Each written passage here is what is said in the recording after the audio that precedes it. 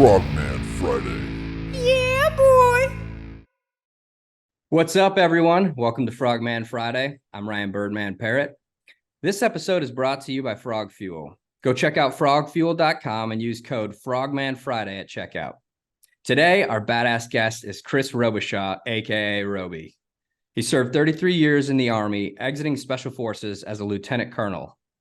Currently, the chief operating officer at Tip of the Spear Landmine Removal, which was founded in 2022 in Pace, Florida. You can follow Roby on social media handles to follow the show. To learn more about Tip of the Spear Landmine Removal, go check out landmineremoval.org. Brother, welcome to the show. Hey, great to see you, man. Thanks for the invitation. I'm fired up. Absolutely. Well, I want to just start off with this real quick. So 33 years in the service.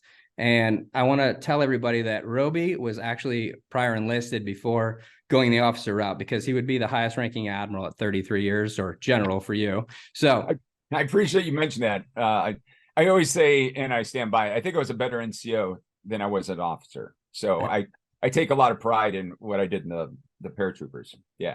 Yeah, well, the enlisted driven community is an awesome one, but we do need good leaders who have been Mustangs who can go over and help us. So appreciate all you've done, man. My 8 years doesn't even hold comparison to what you've done, bro. It's amazing. Oh, I wouldn't say that, but I was just lucky that they never kicked me out for anything. Still got some of the skeletons out there. I don't know what the statute of limitations are, but we'll see. As long as they don't take the pension. Well, let's dig in, man. So you did this 33 years of service. You're continually serving. You haven't stopped since you got out. And now you're a part of this landmine removal, which is a very interesting thing. So tell us about Tip of the Spear landmine removal, how it was started and founded, and why do you do it? Yeah, well, thanks for the opportunity to kind of expose or otherwise inform people about it, because I'm quite passionate about it, and it's really centered around one personality, and that's Ryan Hendrickson, a Green Beret, a retired, just Valor Awards, just out the wazoo, and he got out and with his leg hardly attached from a mine or from an IED, and he still wanted to give and serve, and he founded this organization right at the brink of the Russian invasion in Ukraine. He just went over there and just wanted to pitch in, and then he found his niche. He was a former 18 Charlie, one of our engineers on the teams, the ODAs. So he was already, and then he did do a little stint after the military with landmine reduction. Anyway, so that really kind of like took him to the next level on that. Anyway, he just started going out there and pulling mines out of farm fields, and he got a pretty good social media following. And then one of several things I like about Ryan, he's incredibly self-aware, and he wanted to do more, and so he needed to build a team because he appreciated that one guy can only take it so far. And one thing led to another, man, and we started talking, and he asked me to pitch in, and I got to tell you, Ryan, it's an incredibly righteous mission that Ryan's got us on, and I'm just so fucking proud to be a part of it. It's really, really heartfelt, and it's making an impact. We'll get more impact as the government of Ukraine gets their permissions, authorities, concurrences. Once all that's in line, we'll be able to be doing a lot more. But we focus on the agricultural demining because those farmers need to get back out there, and it's part of the whole world food supply chain, and so it has a grander effect than just that farmer or just that community or just the local economy. It goes out above and beyond that. So I'm incredibly proud to be a part of it, man. It's interesting, man. It's an awesome mission. So of all the things going on over there right now, how do you fall into, how do you find out that this was the area that you wanted to invest time in? And how did Ryan do that? Because it's interesting, you see charities pop up for certain things that are a calling, but you wouldn't necessarily think of landmine removal as the specific basis of a cause in a specific area. So how did that all come to be? Yeah, I guess I could speak more to how I drifted towards it. I'd been to Ukraine a few times, pitching in with different organizations, And then and then the network just expands, and that's kind of how I met Ryan. But I remember, while the Russian buildup was going on around Ukraine, I was a former NATO task force commander, special operations task force commander. And I had studied Russian as part of the Q course for the Green Berets. We all have to learn a language and a culture, and then that drives where you're positioned in the world. And so I got Europe, and then that led on to a lot of positions within NATO. And so I was, I've been waiting to face the Russians since I was like 16 when Red Dawn came out, or Rambo 2, the second Rambo. No, the third one, right? Where we went to Afghanistan, actually. So, I mean, I've been kind of like, I got nothing against Russians or the culture. I got nothing, but, this Russian Federation, they're kind of being dicks over there. And I was telling all my friends, they're going to invade. They're going to do it. And everyone's like, no, they're not. They're just posturing. I'm like, dude, they're going. So as soon as they did, the phone within the network started blowing up. And I was like, yep, I'm coming over. And then I quickly learned there's a lot of things I can't do as a retiree, or that I can't do in terms of being a combatant. So that immediately took away a whole lot of options. Like, that was off the table. I just can't, just due to our own laws. I respect them, and I'm sure as shit not going to compromise, this pension. So, so that immediately took me to humanitarian, and then through the network, I met Ryan. And I believe Ryan's involvement early on was through faith-based communities. The first thing he did, I remember, he crowdsourced Water, got enough money, and he got a minivan. He's still, in fact, he's in it right now. Yeah, it's like 8 or 9 at night. They're probably at dinner right now in it. It's on its like 10th set of wheels and its 8th windshield or whatever.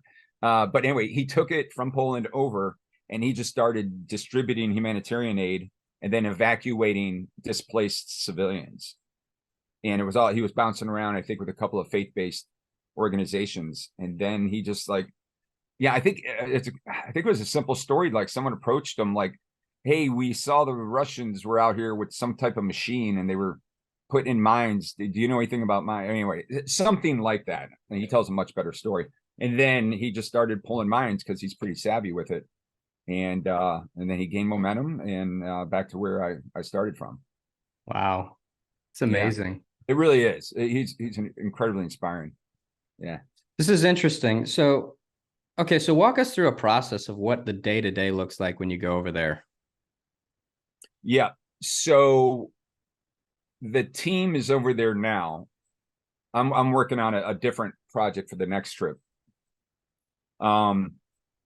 I think it's important for people to realize, as I kind of set the scene about how humanitarian demining, and in particular agricultural demining, works. So Ukraine is a standing government, like, no shit.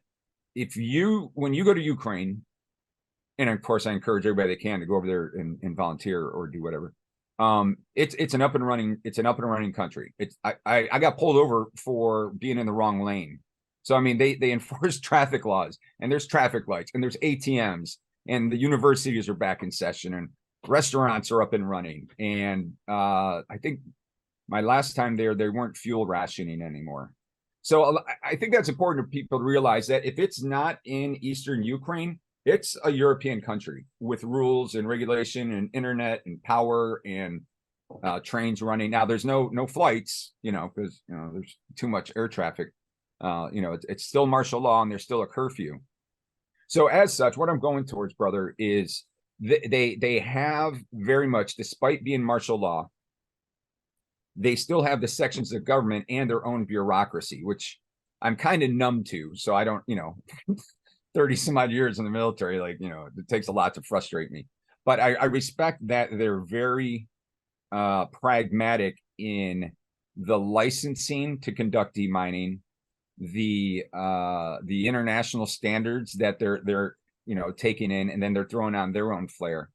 And it's also interesting, the firefighting services and the ambulance service are centralized out of the national government. It's all part of the Ministry of Interior, which, unlike in the States, right, we have like county fire or whatever, local hospital ambulance or private ambulance, and then everyone donates fund drives so the firefighters get the right kit. and stuff. Well, there it's all centralized, and it's called DSNS, which in Cyrillic stands for National Emergency Services, or something more specific. And because of that, they have a subset of that is the Mine Action Center. So it's incredibly sensitive because the mines that are in place now are part of the national defense strategy, right? Interesting. So it's not lawless, and it's far from it. It's absolutely a legitimate running country, and you can't just go and be like, hey, you guys are sunflower seeds. My daughter likes sunflowers. I want to pull mines for you. Like you can't just go anywhere. You have to deconflict. You have to coordinate authorities, and again, concurrences, and then you need licensing. And again, to their credit, they're very eager for assistance in returning the farm fields back over, right, to the farmers. But you can't just start pulling up mines because they might need them later, right? And out of haste, and I'm not throwing stones because I couldn't imagine, if this happened in our country, but a lot of mines were put in, or a lot of mine fields, real quick, and they weren't all necessarily registered. Meaning, in our doctrine, I remember this back from my infantry days. We're incredibly surrounded by rules about putting in minefields. And you have to record it on a data card, and you have to recover it using the data card. And I'm antiquating myself. This is from the Gulf War, the big one. I was a PFC Robishaw, maybe you heard the podcast, whatever. And I'm digging in these freaking anti-tank mines, but I don't know what I don't know. But these days, it's more GPS, and it's probably more sophisticated. But in their haste to defend their country, they just put these mines out. And the Russians sure as shit don't record where they put their mines. So it's actually so what we are doing a lot of these days is we are surveying former battlefields. And this helps a lot because we're all special ops veterans, or we're military EOD veterans. And that helps tremendously because when you're doing a survey, and you're going to interview all the community, the farmers and the community, because they may not know that it was a mine layer, or they may not known that when a helicopter flew low with all the mines being kicked off, they may not know that, but they'll be like, yeah, there was a lot of activity and machinery. And I know for sure those were the artillery positions. And I heard machine gun fire, but it's over inner visibility line, but it's over from where I can see. So you kind of piece that together, and you might throw up a drone and then kind of survey where did the Russians dig in. And then you become really quick at learning about minefields, right? So not unlike any military operation, whether it's a small target or something more complex, you got to as we say, wear the red hat, be the bad guy first, and then you develop a plan against what you think the bad guy is going to do. I mean, it's just inherent, right? It's just what we do.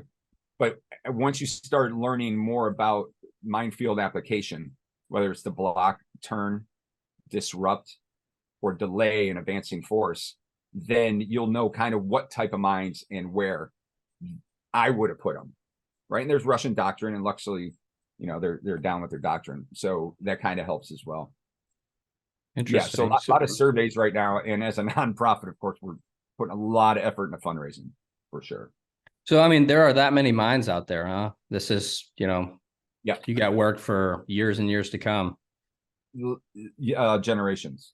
Oh, It's the largest minefield in the world, and that says a lot. Wow. Part of our model, though, is so everything focuses on probably a very needful thing called the International Mine Action Standards, or IMAS, right? So it's kind of like OSHA, but it has to do with mines. And it has different levels of, if you're an IMAS qualified person, what level are you? So IMAS level 1 is local men and women that you train to actually go out and do it. But it's a very strict protocol. You will walk this way. You will do things this way. You will raise your hand when you suspect something. And then a supervisor, IMAS level 2, will come up. And then there's IMAS level 3, project manager or whatever. So it's very, very articulated, specifically what the different IMAS levels do, what the different IMAS operations are. And the model that we use is recruiting local people, train them to IMAS. So that's a big part right now, is training. And getting them dialed in on the best equipment out there. We're partnered with an Italian company called CHEA, and Chea just has, I mean, their stuff's amazing, but it's somewhat expensive. But we train folks on Chea, and then training and surveying, and there's kind of a surge of small organizations wanting to conduct mining. Some are for profit, which is cool, whatever, get the farmers back, and some are nonprofit, and we're definitely one of the nonprofits. And there's some really big international organizations that have been developed globally to all these mine, they call them remnants of war, contaminated, that's another term they use, contaminated areas with remnants of war or mines or IEDs or duds or unexploded ordnances. And they're circling and focusing on Ukraine as well, because it's going to be such a massive international effort for sure. Well, so that leads us right in. I mean, with the largest minefield in the world, you've got definitely not enough people to be doing this. And you were founded in 2022, so you're still fairly new. Yeah. Where are your gaps, limitations, and how can people help? Yeah, as a 501c3, tip of the spear is absolutely nonprofit, and we're incredibly transparent. And really just comes down to funds. A majority of the funds so far have been used to buy these mine detectors, these Chea detectors, and then because we distribute them, we give them away, and it's incredibly well documented, and we love to show people the videos of where the money goes. But there's also a bit of an operational cost in terms of insurances, airfare, of course, you got to eat, and then once the projects are underway under these IMAS standards and with the mine action centers, stamp of approval, then that it will go more towards the actual operations. Got it. Okay, so you need donations, sir. Yeah, it's donations. Funding. What about bodies? You need bodies? We will for sure, because we have pretty deliberate plans to take this elsewhere in the world. Ryan, what we're doing, dude, we're forming it like a military organization, because that's what we know. The majority of us are Green Berets, and we're just comfortable with that. And it really makes a lot of sense, because, and I'm sure the construction sites are run the same way. I don't know. I joined at 17. This is all I know. But it works, whether, you decentralize with a small team, and then that small team will build its labor force safely with oversight and everything that's required. And then you can by being centralized in small teams, like a platoon or an ODA or whatever the MARSOC guys call themselves, or I have no idea. I think it's platoons as well. Yeah, anyway, probably Navy. Yeah, it works, right? But then they just go out and they do great things. But then the next echelon isn't up their ass, right? It's to provide support down to the action elements, and then that's the country lead. But the country lead isn't, it's not like micromanaging. It's all about supporting, and just like in a good special operations, you're fending off the labor force from all the stray voltage. You should fence them off so they can focus on the task at hand while you're pushing them resources and taking their feedback. So it's more of a managerial position at that point than a leadership position. Got it. That's awesome. Well, I mean, I know this for a fact, if you're creating anything new and you're working with special operators, you want to bring more of them in. That you're right. That's all we know. And they're pretty highly motivated. They're high IQs. They like attention to detail. They take orders well, and it works out so you can get the job done, which is the number one piece here. So you need funding. You need bodies in the future that are qualified bodies, and you need awareness as well. You got to get this out there so that people know that you guys exist on a massive scale. Is there anything else that you need? No, I mean, everything's based on funding. We could do more with more. Yep. At the end of the day, this humanitarian world isn't always charity only, but ours is. Got it. Ours is, and we're just eager to help. Ryan, he maintains a very heartfelt climate within the organization. He damn near lost his leg, and he carries one of his great lines. It's like nobody should fear their next step. Nobody should fear their next step. And then when you plug it into something like Ukraine, where it's affecting the world food chain, well now it's got greater impact. Meaning that the farmers can't get to their fields. But Absolutely. yeah, the casualties are just heartbreaking. And now, the Russians put anti-handling devices or booby trapping their munitions, which sucks, right? Because they're only targeting over in that region of the world, they call them sappers. I think we call them EOD, but sappers, they're just targeting the guys who are there to recover it, which sucks. Wow. And unfortunately, mines come with that capability, so it's like, I remember training for that as an infantryman, putting in anti-tank mines and tilt rods on the anti-tank mines and the anti-personnel mines, right? Like the Claymore. And you're like, yeah, it's really going to fuck somebody up. But it kind of sucks now that I'm in a community that's trying really, really, really hard to not get blown up whilst, that was my British tip of the hat, whilst helping people not get blown up. So it's bro. Yeah, you're not putting mines in to go recover them later, take them, place them somewhere else. So that's definitely challenging. Yeah. Wow. Yeah, for sure. Yeah. Yeah. Well, this is an awesome thing you're doing, and it's a very unique too. I've been around the charity space for about 10 years now and seen a lot of different things, and this is definitely new and it's definitely unique. So we're going to share this out and make sure that everybody that we know knows what you guys do, who you are, and we're going to ask for support so we can get this going.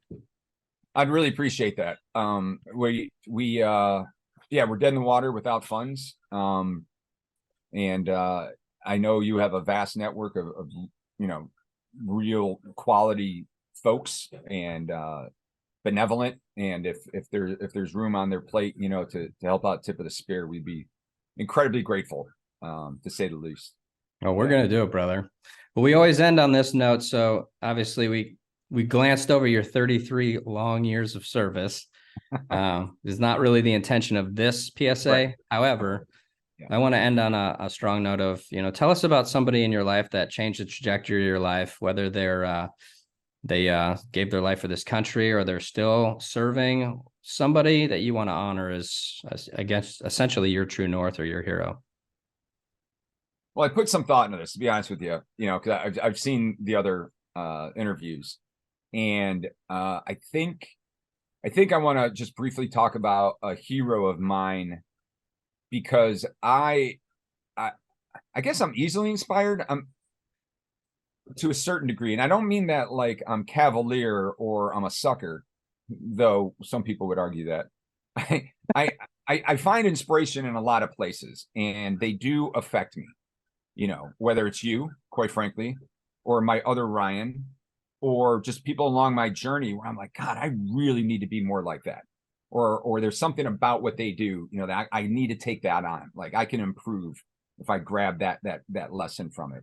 And the one guy that kind of comes to mind, certainly, you and I have lost friends, and even in their passing, they still inspire us every day. And there's too many to list, and it's too short a time, to go into the impact that those brothers have made on us. So I kind of want to turn it towards a slightly inspiring note about somebody that's still around, So his name's Balsam, and this is kind of coming on the heels of what happened in Kabul. And I was with an organization that was helping with that.